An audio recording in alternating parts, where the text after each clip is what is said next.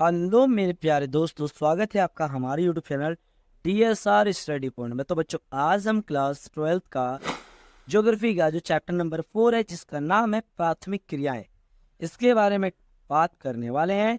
ठीक है बच्चों, तो चलो भी करते हैं वीडियो को शुरू। अब बात करते हैं कि आखिर प्राथमिक क्रियाओं का मतलब होता क्या है बच्चों। तो प्राकृतिक पदार्थों से आजीविका प्राप्त करना। अब आप सोचोगे आखिर इसका मतलब क्या होता है। प्राकृतिक पदार्थ यानी बच्चों जो प्रकृति से डायरेक्टली हमें मिलता है, जैसे कि कृषि करके हम क्या करते हैं, आजीविका प्राप्त करते हैं। पशुपालन करके क्या करते हैं, हम आजीविका प्राप्त करते हैं। मत्स्य पालन हो गया, मछली पकड़कर, ठीक है, या वनों को लगाकर उससे प्राप्त करने वाले फल, ये सारे के सारे प्राथमिक क्रियाएं हैं। अब बोलो ये क्रियाएं होती क्या है बच्चों, यानी मनुष्य द्वारा वो किया जाने वाला प्रत्येक कार्य जिससे मनुष्य को आय की प्राप्ति होती है, वो क्रियाएं कहलाती है। जैसे प्राथमिक क्रियाएं मतलब क्या होती है, जैसे आपका कृषि, पशुपालन, मत्स्य पालन और वानिकी। ठीक है, इस चीज को याद रखिएगा। अब बात करते हैं मनुष्य द्वारा सबसे प्राचीन आर्थिक क्रिया कौन सा है, जो मनुष्य सबसे पहले करता था। ठीक है ना, आर्थिक क्रिया कौन सा करता था, या अपने जीवन यापन किस तरीके से करता था। तो पहला आता है आंखें। आप सभी को पता है कि आदि मानव जब थे हम लोग, या मनुष्य जब आदिम था, तो पशुओं का शिकार करके अपना जीवन यापन करता था, जिसे हम कहते थे आखिर। और दूसरा होता था संग्रहण।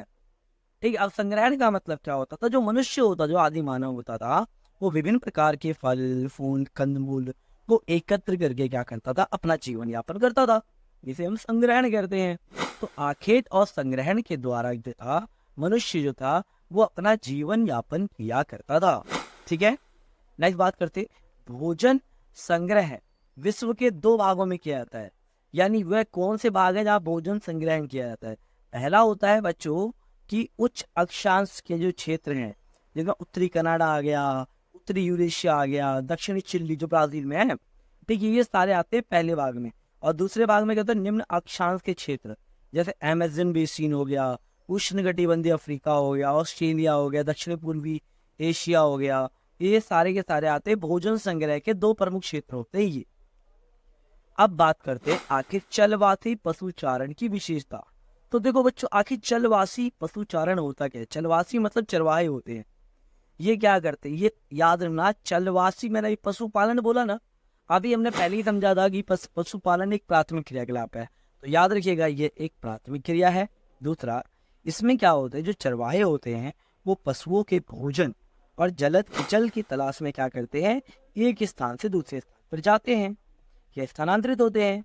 इन पशुचारक जो होते हैं ना बच्चों, ये जो पशुचारक अपने अपने निश्चित चारागाह क्षेत्र होते हैं, मतलब ये नहीं कहीं भी जाके घूमने लग गए, इनके खुद के अपने अलग निश्चित चारागाह क्षेत्र होते हैं जहां ये चरते हैं। इसके साथ साथ क्या होता है कि जो ये चरवाहे होते हैं, ये क्या करते हैं बच्चों, ऋतु प्रवास करते हैं। अब ऋतु प्रवास का मतलब क्या होता है कि जो चरवाहे हैं ना बच्चों, जैसे ऋतु प्रवास का मतलब ये क्या होता है कि ये गर्मियों में मैदानों से पर्वतों की ओर जाते हैं और सर्दियों में पर्वतों से मैदानों की ओर आते हैं। इस प्रकार से चरवाहे या चरवासी पशुचारण में क्या होता है, ऋतु प्रवास किया जाता है। इसके साथ साथ भारत में जो हिमालय के जो पर्वतीय क्षेत्र होते हैं, वहाँ चलवासी पशुचारण करने वाली जातियां कौन कौन सी है, जैसे गुज्जर, बकरवाल, गद्दी और भुटिया जैसे जो लोग, ये जातियां हैं, ये इस प्रकार के, जैसे गुज्जर जो लोग होते हैं, यानी ये क्या करते हैं बच्चों, जो चरवाहे चलवासी पशुचारण करते हैं। ठीक है ना ये। इसके साथ साथ इनका जो मुख्य क्षेत्र होता है, जैसे आपका उत्तरी अफ्रीका, अरब प्रायद्वीप, मंगोलिया, चीन, एशिया के टुंड्रा प्रदेश, पश्चिमी अफ्रीका, मेडागास्कर, है ना बच्चों, ये प्रमुख क्या होते हैं, क्षेत्र होते हैं जहाँ चलवासी पशुचारण किया जाता है। इसके साथ साथ तिब्बत और एंडीज में क्या होता है, याक और लामा जैसे पशुओं को चराया जाता है, पाला जाता है। और आर्कटिक और उपध्रुवीय प्रदेशों में रेडियर पाला जाता है। रेडियर एक प्रकार का पशु होता है, ये भी पाला जाता है।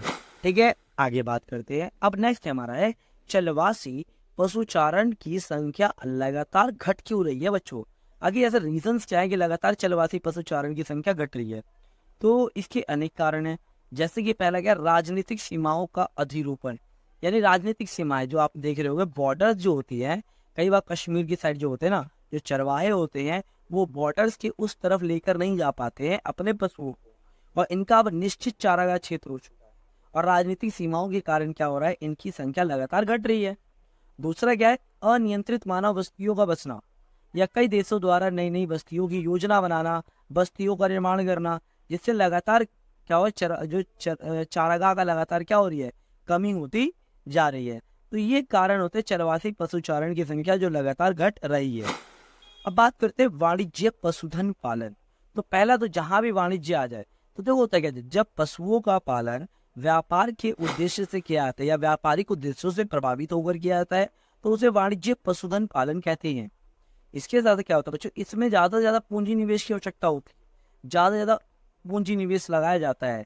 इसमें क्या होता है बच्चों, वाणिज्य पशुधन पालन में एक ही प्रकार के पशुओं को जो बड़े बड़े फार्मों में पाला जाता है, ठीक है ना, बड़े बड़े फार्मों में, ठीक है ना, जैसे कि आपका भेड़ हो गई, बकरी हो गई, गाय हो गई, बैल हो गए, घोड़े हो गए, इस प्रकार के पशुओं को बड़े बड़े फार्मों में पाला जाता है। इसके साथ साथ इनसे प्राप्त जो मांस होते हैं ना, जो मांस हो गया, खाल हो गई, ऊन हो गया, उसको डिब्बे में बंद करके क्या कहते हैं, विश्व के अलग अलग बाजारों में निर्यात किया जाता है या अलग अलग बाजारों में बेचा जाता है, ठीक है। और इसके साथ साथ क्या होता है, जैसे बीफ आपने सुना होगा, बेचा जाता है, ठीक है ना। इसमें क्या होता है, मुख्य ध्यान पशुओं के प्रजनन पर लगाया जाता है, जनान की सुधार पर, बीमारियों पर, उनके स्वास्थ्य पर ज्यादा पैसे की खर्च होता है बच्चों, इससे ज्यादा पूंजी निवेश की आवश्यकता होती है। और ये ज्यादातर उन क्षेत्रों में किया जाता है जैसे आपका न्यूजीलैंड हो गया, ऑस्ट्रेलिया हो गया, अर्जेंटीना हो गया, यूरुग्वे हो गया, संयुक्त राज्य अमेरिका हो गया, इस प्रकार के देशों में इस प्रकार की कृषि की जाती है। अब बात करते हैं बच्चों, नेक्स्ट है निर्वाह कृषि। अब निर्वाह कृषि का मतलब होता क्या है, तो देखो बच्चों, निर्वाह कृषि यानी जब किसान क्या करता है, फसलों का उत्पादन अपने और अपने परिवार के भरण पोषण के लिए करता है, तो उसे हम निर्वाह कृषि कहते हैं। और निर्वाह कृषि दो प्रकार की होती है, एक होता है आदिकालीन निर्वाह कृषि और एक होता है गैर निर्वाह कृषि, ठीक है बच्चों। और गैर निर्वाह कृषि भी दो प्रकार की होती है, एक होता है चावल प्रधान और एक होता है चावल रहित, चावल को छोड़कर। चलो देखते हैं इसके बारे में। आदिकालीन निर्वाह कृषि के बारे में बात करते हैं। तो देखो, आदिकालीन निर्वाह कृषि को स्थानांतरण या स्थानांतरित कृषि भी कहते हैं, ठीक है। इसमें क्या होता है बच्चों, किसी जंगल या वनस्पति को जला दिया जाता है और जो बची हुई इसकी राख होती है ना, उससे 3 से 5 साल तक ये लोग खेती करते हैं, जो लोग होते हैं ना खेती करते हैं, और फिर उस स्थान को छोड़कर कहीं और चले जाते हैं। इसमें क्या होता है, इसके साथ साथ आदिकालीन निर्वाह कृषि में क्या होता है बच्चों, पुराने औजारों का प्रयोग किया जाता है, लकड़ी हो गया, कुदाल हो गया, फावड़ा हो गया, इस प्रकार के औजारों का प्रयोग किया जाता है ना। और बच्चों इसमें क्या होता है, कृषक जो है ना, नए क्षेत्र में वन जलाकर कृषि के लिए भूमि तैयार करता है, और कुछ समय बाद क्या करता है वो, मतलब उस स्थान को छोड़ कहीं और चले जाते, फिर दोबारा उस स्थान पर वो लोग कृषि करने के लिए आ जाते हैं, ठीक है। और भारत के उत्तरी पूर्वी राज्यों में इसे अलग अलग नामों से जाना जाता है, जैसे उत्तरी पूर्व राज्य में झूमिंग कहा जाता है, अमेरिका और मैक्सिको में इसे मिल्पा कहा जाता है, मलेशिया और इंडोनेशिया में इसे लद्दाख के नाम से जाना जाता है इस कृषि को, ठीक है। और इसके साथ साथ इसे कर्तन और दहन भी कहा जाता है बच्चों, याद रखना, इसे कर्तन और दहन के नाम से भी जाना जाता है, ठीक है। और इसके साथ साथ इसका क्षेत्र कौन कौन सा है बच्चों, जैसे अफ्रीका हो गया, दक्षिणी एवं मध्य अमेरिका का उष्णकटिबंधीय भाग हो गया, दक्षिणी पूर्वी एशिया हो गया, ये प्रमुख इसके क्षेत्र होते हैं। नेक्स्ट कृषि आते हैं गहन निर्वाह कृषि। अब गहन निर्वाह कृषि का मतलब होता क्या है, अब देखो बच्चों, इसमें क्या होता है, गहन निर्वाह कृषि मैंने अभी आपको बताया, ये चावल प्रधान के बारे में, ठीक है बच्चों। तो देखो बच्चों, गहन निर्वाह कृषि में क्या होता है, खेतों का आकार छोटा होता है, ठीक है ना, यानी खेतों का आकार छोटा होता है। और इसके साथ इसमें फसलों की कटाई से लेकर बुआई तक सभी कार्य किसके द्वारा किया जाता है बच्चों, मानव द्वारा किया जाता है। यानी इसमें क्या होता है, कि मानव के द्वारा सारा का सारा काम किया जाता है। और मानसूनी एशिया के घने बसे हुए प्रदेशों में इस प्रकार की कृषि की जाती है।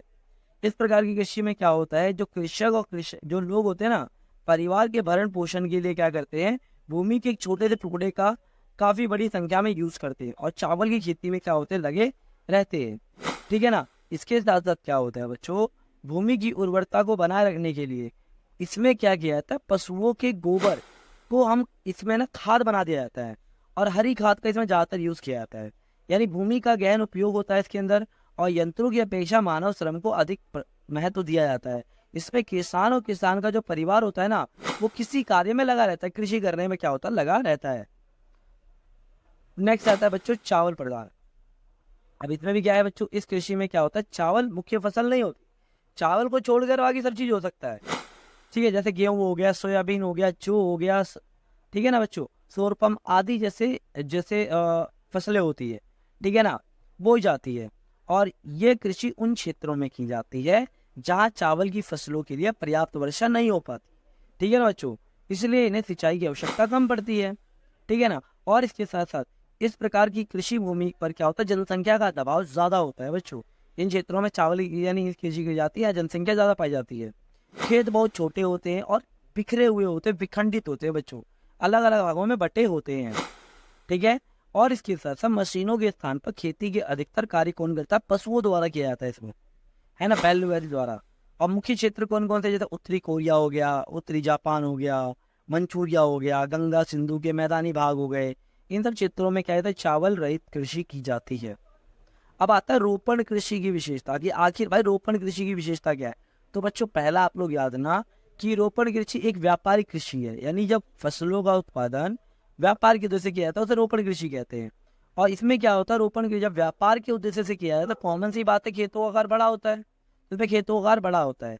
इसके साथ साथ बागानों की स्थापना और उन्हें जलाना, रख रखाव के लिए अधिक पूंजी निवेश की आवश्यकता होती है बच्चों यहाँ। और इसमें उच्च प्रबंधन तकनीकी के आधार तथा वैज्ञानिक विधियों का इसमें ज्यादा प्रयोग किया जाता है, ठीक है ना, तकनीकी आधार और वैज्ञानिक विधियों का ज्यादातर प्रयोग किया जाता है, ठीक है। और इसके साथ साथ जैसे अगर बात की जाए बच्चों, रोपण कृषि एक फसलीय कृषि है, जिसमें एक फसल के उत्पादन पर ही ज्यादा ध्यान दिया जाता है, यानी लगातार एक ही प्रकार की फसलें उगाई जाती है इसमें, ठीक है। और इसमें काफी श्रमिकों की आवश्यकता होती है, ज्यादा लोगों की जरूरत होती है बच्चों, क्योंकि व्यापार की वजह से किया जा रहा है।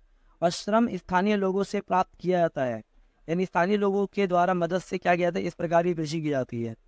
और इसके साथ साथ ये कौन कौन से क्षेत्रों में की जाती है, जैसे यूरोप अमेरिका के लोगों ने अपने अधीन उष्ण कटिबंधीय उपनिवेशों में स्थापित किया था इस प्रकार की कृषि। यूरोपीय लोगों ने, यूरोप और अमेरिका के लोगों ने क्या किया था, अपने उपनिवेश यानी अपने गुलाम देशों में इसकी स्थापना की शुरुआत की थी, ठीक है। तो ये था बच्चों इस वीडियो का फर्स्ट पार्ट। अगर वीडियो अच्छी लगी हो, इन्फॉर्मेटिव लगी हो, प्लीज वीडियो को लाइक शेयर एंड सब्सक्राइब जरूर करें। मिलते हैं एक नई वीडियो के साथ, धन्यवाद।